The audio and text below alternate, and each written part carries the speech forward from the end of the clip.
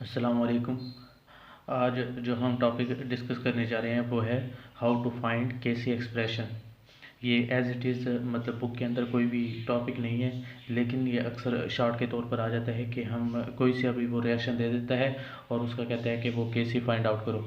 तो आज हम यही देखेंगे कि केसी अगर कोई सा भी रिएक्शन आ जाए तो उसकी हम केसी कैसे निकाल सकते हैं, उसका एक्सप्रेशन कैसे निकाल सकते हैं। चलिए फिर लेक्चर शुरू करते हैं। तो हम किसी का एक्सप्रेशन कैसे फाइंड आउट करते हैं किसी भी रिएक्शन के लिए, तो हम ये देखते हैं। तो फॉर एग्जांपल हम कोई सा भी रिएक्शन, पहले हम जनरल रिएक्शन की मदद से देखेंगे, फिर एग्जांपल की मदद से देखेंगे। तो सबसे पहले हम जनरल रिएक्शन जो है हमारे पास A B plus C D और ये चीज़ें जो होती है उसकी मदद से देखते हैं। तो सबसे पहले हमारे पास ए प्लस बी क्या बनाएगा, सी प्लस डी बना देगा हमारे पास। ठीक है जी, ए प्लस बी हमारे पास क्या बना देगा, सी प्लस डी। तो इसके लिए हम कैसे फाइंड आउट करेंगे रेट ऑफ एक्सप्रेशन, मतलब इक्विलिब्रियम केसी का जो एक्सप्रेशन है वो कैसे फाइंड आउट करेंगे। तो सबसे पहले हमारे पास हमें क्या पता होना चाहिए कि लॉ ऑफ मास एक्शन की जो डेफिनेशन थी उसके मुताबिक इक्वेशन बना लेते हैं। Rate of forward reaction, rate of forward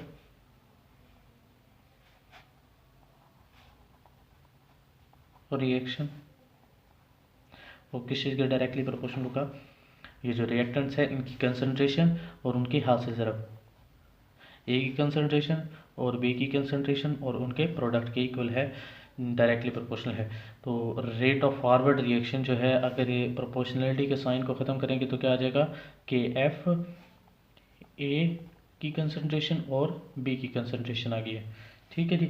अगर हम दूसरी चीज़ देखेंगे in case rate of reverse reaction,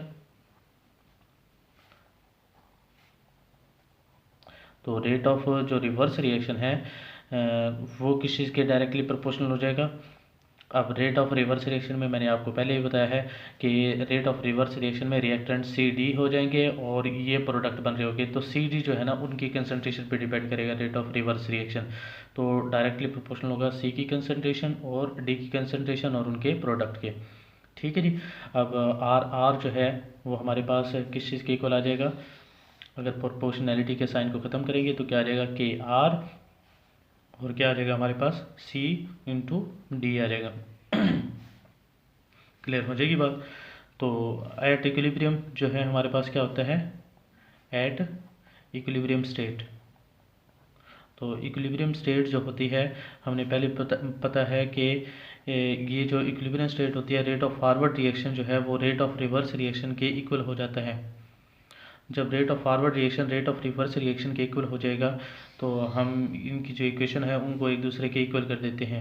equation number 1 कह देते हैं इसको और इक्वेशन नंबर 2 कह देते हैं इसको। तो from equation 1 and 2, from equation number 1 and 2, दो इक्वेशन नंबर 1 और नंबर 2 से हम क्या कर सकते हैं, इस इक्वेशन को कैसे लिख सकते हैं कि एफ आर एफ की जगह पे हम लिख देते हैं कि एफ ए की कंसंट्रेशन, बी की कंसंट्रेशन और आर आर की जगह पे हम क्या लिख देते हैं कि आर सी की कंसंट्रेशन और डी की कंसंट्रेशन। अब के आर जो है हम इस तरफ ले जाते हैं, के एफ ओवर क्या आ जाएगा, के आर आ जाएगा और ए बी को हम सी डी के नीचे ले जाते हैं, सी की कंसंट्रेशन डी की कंसंट्रेशन और साथ में क्या आ जाएगा हमारे नीचे ए की कंसंट्रेशन और बी की कंसंट्रेशन।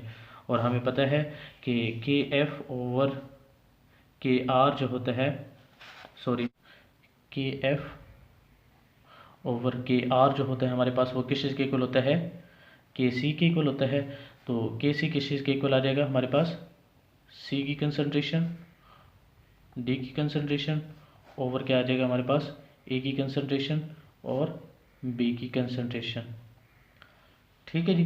तो इस तरह हम क्या कर सकते हैं, हम किसी भी जो रिएक्शन है उसकी जो केसी एक्सप्रेशन है उसको फाइंड आउट कर सकते हैं। क्लियर हो जाएगी बात। तो आगे हम किसी भी रिएक्शन की मदद से हम इसको सॉल्व करने की कोशिश करते हैं।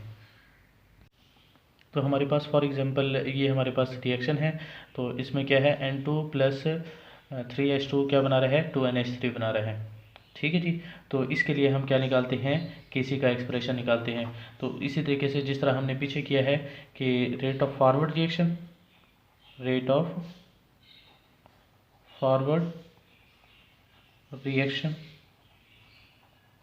वो किस चीज़ के डायरेक्टली प्रोपोर्शनल हो जाएगा, डायरेक्टली प्रोपोर्शनल है रिएक्टेंट की जो कंसंट्रेशन है, क्या है, N2 की कंसंट्रेशन हो जाएगी और H2 की कंसंट्रेशन, और साथ में जो इनके कोफिशिएंट है वो इनके एक्सपोनेंट में चले जाएंगे। अब यहाँ पर N2 की कोई भी कोफिशिएंट नहीं है तो इसके एक्सपोनेंट में कोई भी नहीं जाएगा, और H2 के जो है कोफिशिएंट वो कितना है, 3, तो इसके जो एक्सपोनेंट में है वो कितना चला जाएगा, 3 चला जाएगा। ठीक है जी।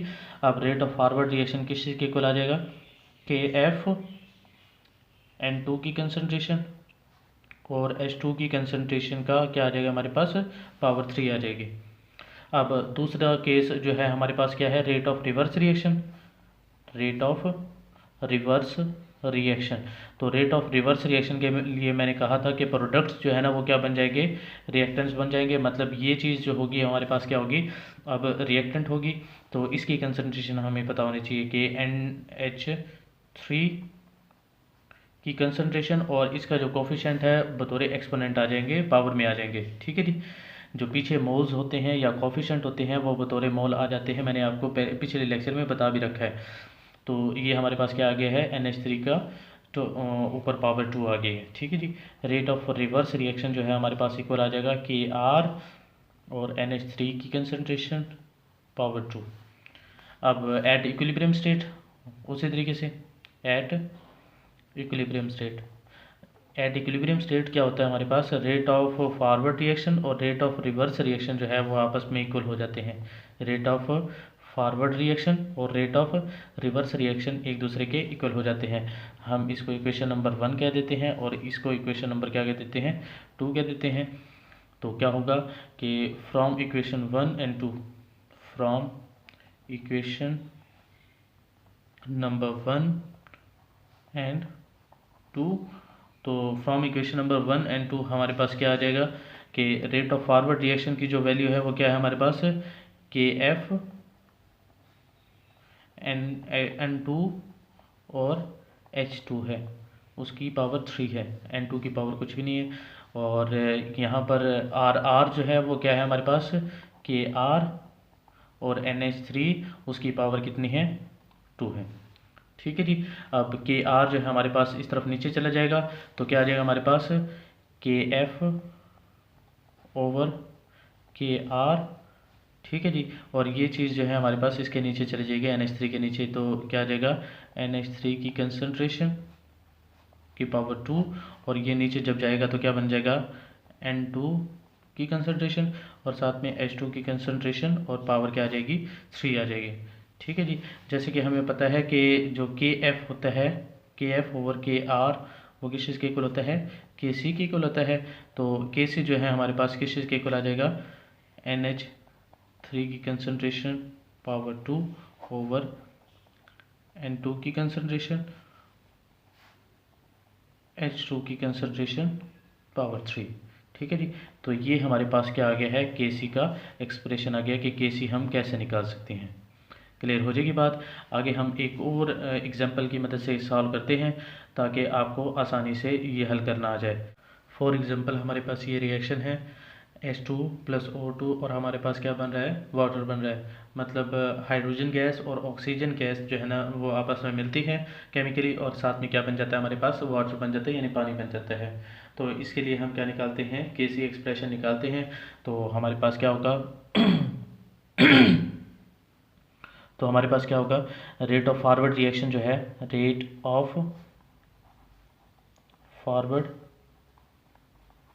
रिएक्शन वो डायरेक्टली प्रोपोर्शनल होगा किस चीज़ के, अब यहाँ पर H2 और O2 जो है ना हमारे पास कंसंट्रेशन है जो कि क्या है, रिएक्टेंट की कंसंट्रेशन है। तो हमारे पास क्या आ जाएगा, H2 की कंसंट्रेशन और इसके जो कोफिशिएंट है बतौर क्या आ जाएगा, एक्सपोनेंट आ जाएगी। और O2 की कंसंट्रेशन है और इसका कोई कोफिशिएंट नहीं है तो कोई भी एक्सपोनेंट नहीं आएगा। ठीक है जी। मतलब मोल्स पावर में आ जाएंगे।